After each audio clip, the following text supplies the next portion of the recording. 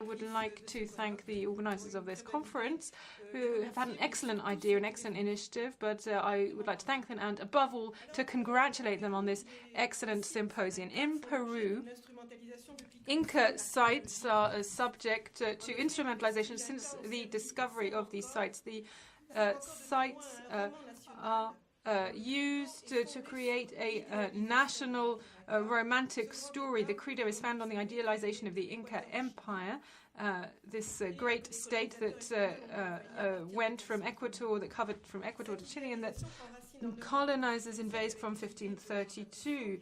The idealization is rooted in Europe with the ideas of Jean-Jacques Rousseau. It is expressed through books such as The Incas of Marmontel, which was published in 1777 and inspired the opera by Philippe Rameau. We'll see from the descendants of the Inca kings through to Peru, the return of the Inca once they drove out the Spanish right up through to the present day. Is a very interesting way to see this messianism of the Indies that is very interesting. The myth of the Inca Empire takes shapes in the fight for independence. But who were the indigenous peoples once they were liberated from colonial oppression? Obviously, these are the American Indians, subject to the crown of Spain, the Spanish crown, and the church, and essentially Creoles of Spanish ascendants. They could not find an autochthonous descendants. Inferior ontological entities could not represent the Peruvian people liberated from the colonial yoke. They could not claim an indigenous autochthonous history. These these Peruvians freed of the Spanish crown would have to invent it. It is the civilized Indian through the powerful state. The imperial state is thought to be worthy of a powerful state. This mythical indigenous entity is thus reinvented the idea of the perfect government. It is socialism that the Incas created, and the need to return to this grandiose era was seen and appears to be both a nationalist credo and a necessary, indispensable condition for the advent of international workers and this movement.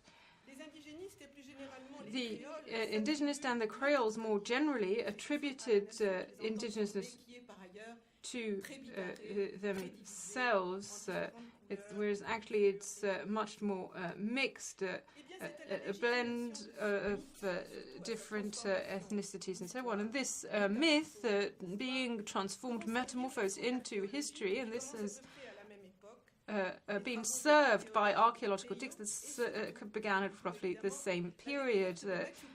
The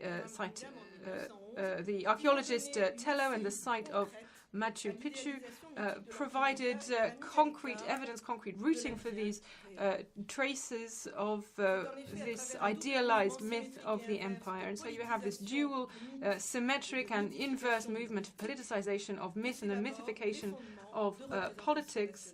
And this is how the myth of the foundations of national representation was developed. On the one hand, you have a socialist horizon, a politicized version of the Inca Empire on the one hand, on the other,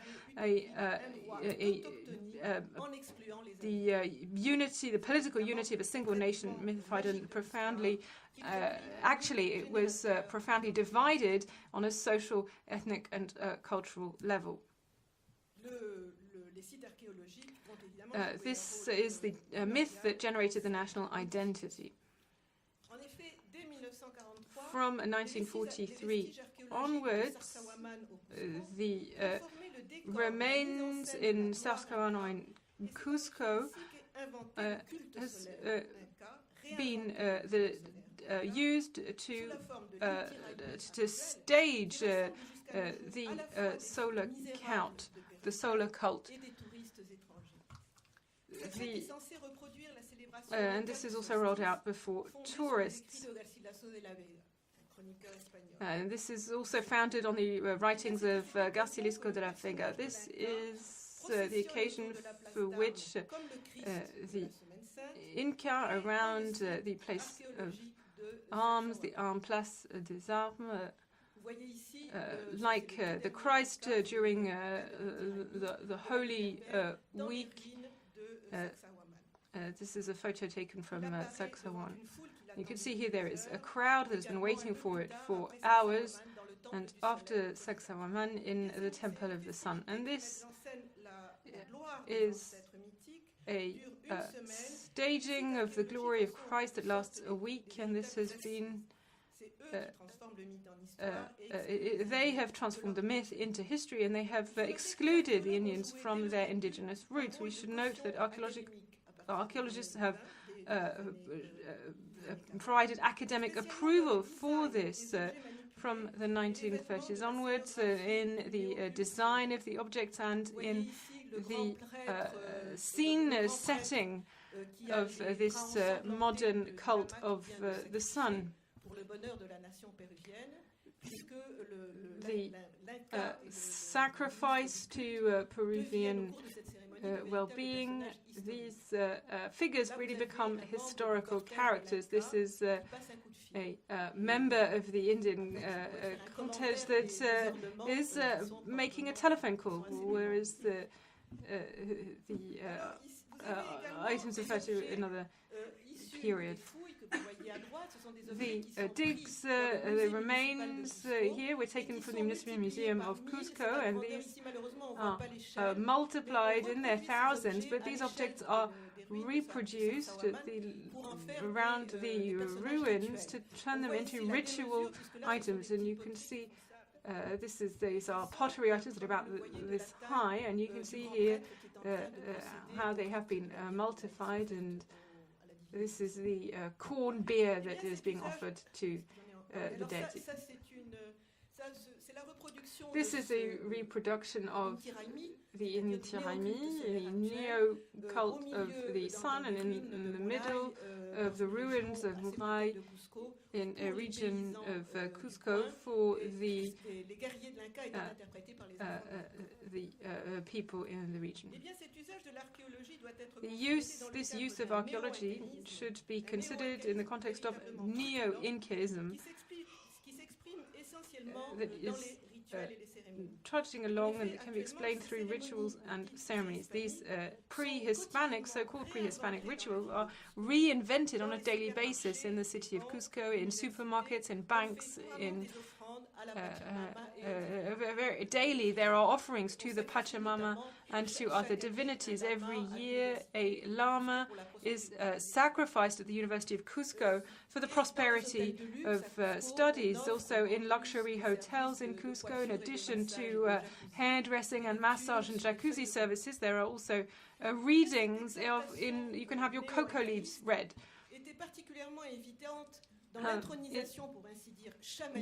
The shamanic routing of two presidents, Alejandro Toledo,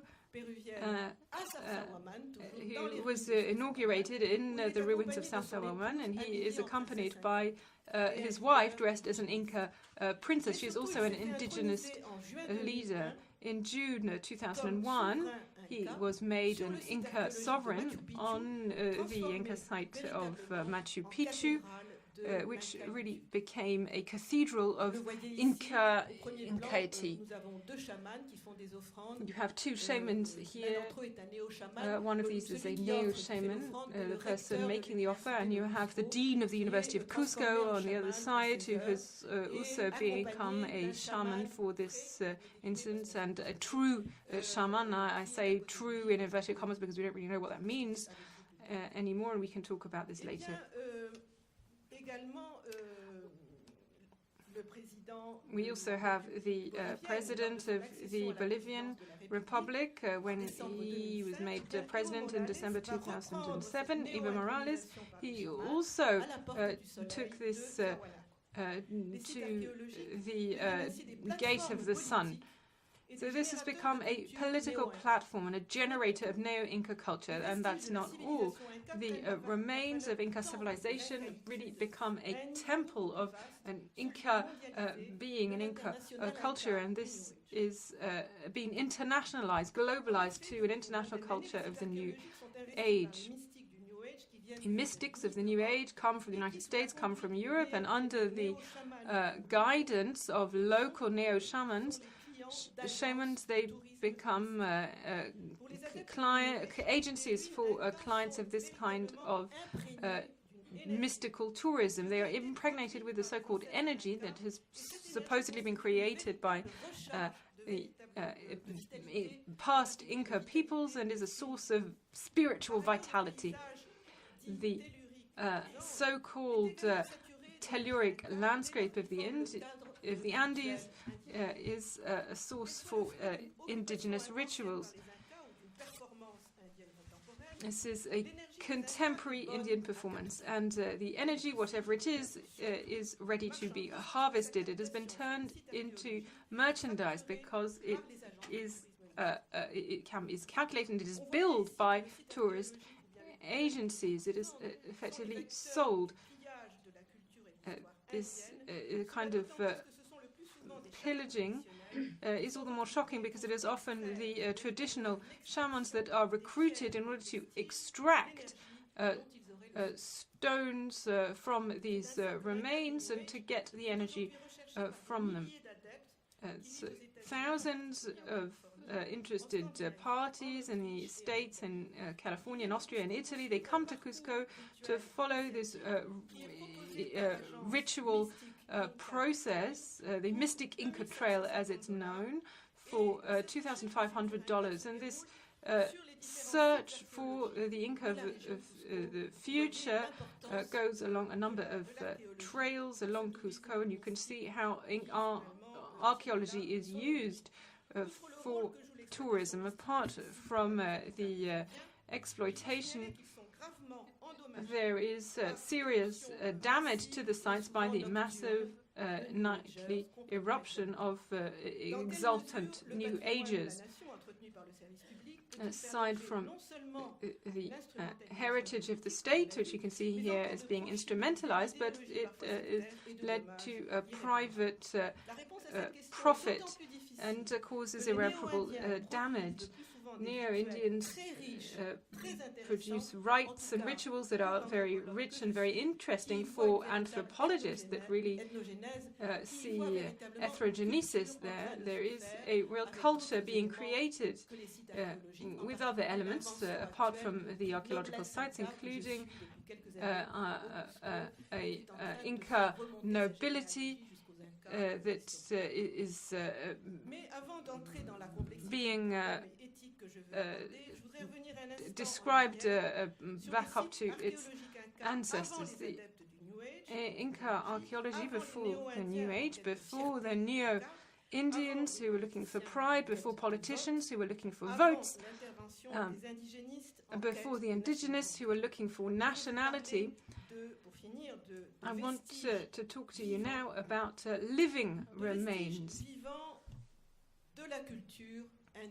Living remains of Andes culture, and for this we will go to a village that I worked in for a number of years, Ayucay, in the Holy Valley of the Andes. Here, the two stages, ecological stages, correspond to two areas of the myth that link the two. The higher part of the mountain, the non-cultivated plain, and the wild part that is protected by the gods of the mountain, and at the bottom, the domesticated area with cultivated plots of land. I forgot to show you this picture. The extirpation of energy from Inca remains. Here you have a local shaman from Cusco who has taken the energy from the remains of Pisa and the mountain divinities which are behind him. He is now restoring this energy to a New Age mystic. And what you can see, he's actually transforming an actual ritual, and he's reversing the roles here. Rather than the offering being given to the divinities and to the deities, what he's doing is he's taking the energy from them and instilling this in a symmetrical role reversal. Here you also have a picture of New Agers. This is Inca from the site of Machu Picchu. This is an extreme concentration of energy. This is a very expensive, very strong, good energy, and they are capturing the energy of the Inca, and these are people from Baltimore who've done field work with, and they are taking energy here in the little spaces in between the rocks. And I'll explain this later. The work of the anthropologists in their explanations, in their work, the shamans recycle the work of anthropologists and archaeologists, and they transform the calendar lines into energy vectors. So the traditional people of the Andes, there are two stages that correspond to two parts of the world: nature before the arrival of the sun, and at the bottom the culture of the sun brought by the sun. And these two categories are limited by, separated by grottos according to the local population, and these belong to their ancestors. These tombs, these grottos, which are interpreted by the local country folk as being the intermediary line between the pre-human period and the present period. The Inca remains have a classificatory role. In addition, the area at the bottom are these beautiful terraced plains where they grow crops, in which I have carried out a toponymic study. There is a toponym every 5 meters, and through the study of the toponyms, I can show that those are actually divided into higher and lower plains, following exactly the same structure as the whole territory, also divided into higher and lower plains. Also, the village of Yucay is also divided into higher and lower, with an intermediary line running through the middle, just like the town, the city of Cusco.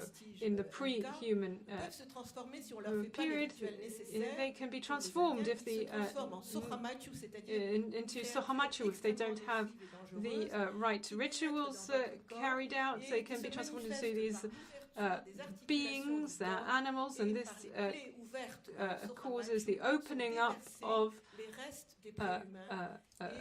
joints and open wounds. People who explain that they have these wounds just and things coming out of their joints, kind of sort of similar to archaeological remains.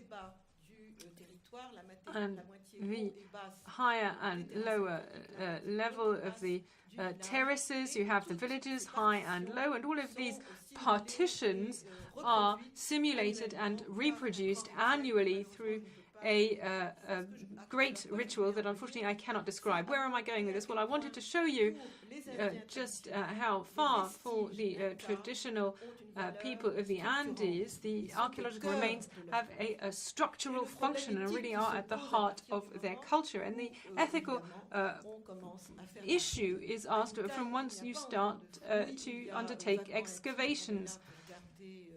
In Yucay, there are not really excavations, there were no real digs undertaken. But the day that the tombs of the pre-humans are transformed into historical remains, well, what is going to happen then to this whole structure or the whole classification that is truly indigenous to this part of the world. All cultures could potentially disappear as a result of archaeology, and all of the problems that I asked initially would follow: the instrumentalization of archaeological remains, the transformation of this into vectors of energy and thus into some kind of merchandise to be bought and sold, the instrumentalization also for political ends. Finally, I'd like to say that these problems are even more complex because the indigenous peoples claim, unlike for us and the conspiracy theories and the complexification of the issues, for the indigenous peoples, they have already appropriated the doxa of the New Age, and they are rooting them in the Neo-Inca rituals that they are producing, inventing, generating. It is the cultural production of newer Inca ceremonies that is absolutely fascinating. And the people from Cusco itself go to these sites and they capture, they harvest the energy of their ancestors. And this is a child's this is the development of the Yukai village, and as you can see here, the school children from the village, and the teacher is showing them, this is in Sasahawan once again, how they can harvest the energy of their Inca ancestors from these remains. Obviously, this poses the problem of the living remains of the Inca to the living remains of the New Age, how ethics can be intervened or brought to bear in this setting. Thank you.